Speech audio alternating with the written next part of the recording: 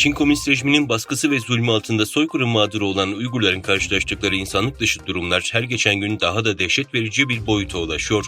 Çin, aşırıcılığa karşı mücadele bahanesiyle Doğu Türkistan'da başlattığı Uygur Türklerine karşı sistematik zulmünü dünyanın gözü önünde sürdürürken Uygur Araştırmalar Merkezi İcra Direktörü Abdülhakim İdris, en son 2017 yılında görüştüğü 81 yaşındaki babası Abdülkerim Zikrullah İdris'in vefat haberini 7 ay sonra alabildi.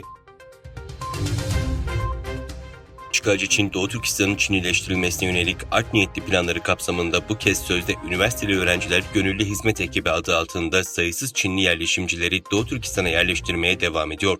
Doğu Türkistan'daki Çin'in propaganda Xinjiang gazetesinin 17 Ağustos tarihli haberine göre sözde Xinjiang hükümeti yetkilileri 2023-2024 Batı Bölge Planı kisvesi altında 15 Ağustos'ta Urumçi'de Çinli öğrenciler için özel bir organizasyonla üniversiteli öğrenciler Gönüllü Hizmet Ekibi adı altında Doğu Türkistan'a getirilen Çinli yerleşimcileri karşılama töreni düzenledi.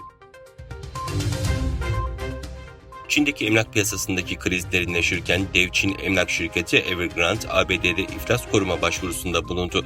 Büyük borç yükü olan şirket bu sayede alacaklılarıyla milyarlarca dolarlık geri ödeme anlaşmaları yaptığı süreçte mal varlıklarının korunmasını sağlamış olacak. Evergrande'ın 2021 yılında borçlarını ödeyemeyerek temerrüte düşmesi dünyanın dört bir yanında piyasaları sarsmıştı.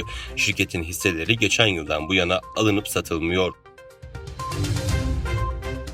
Çin'in uydularını Ekvator'un alt kuşağına yönlendirerek Avustralya'daki dörtlü güvenlik diyaloğu askeri tatbikatları sırasında istihbarat topladığı öne sürüldü. ABC News'in haberine göre Çin ittifakın Avustralya'da düzenlediği Malabar ve Talisman Sabre tatbikatları esnasında uydularını bu ülkenin üzerine konumlandırdı. Çin'in boş tuzağına düşerek büyük limanının kontrolünü kaybeden Sri Lanka, Çin'in limanı Hindistan'a karşı üs olarak kullanmasına izin vermeyeceğini açıkladı. Sri Lanka Devlet Başkanı, ülkesinin Hindistan'a yönelik tehditler için bir üs olarak kullanılmasına izin vermeyeceğini söyledi. Ayrıca Sri Lanka'nın tarafsız bir ülke olduğunu ve Çin'le herhangi bir askeri anlaşması bulunmadığını vurguladı.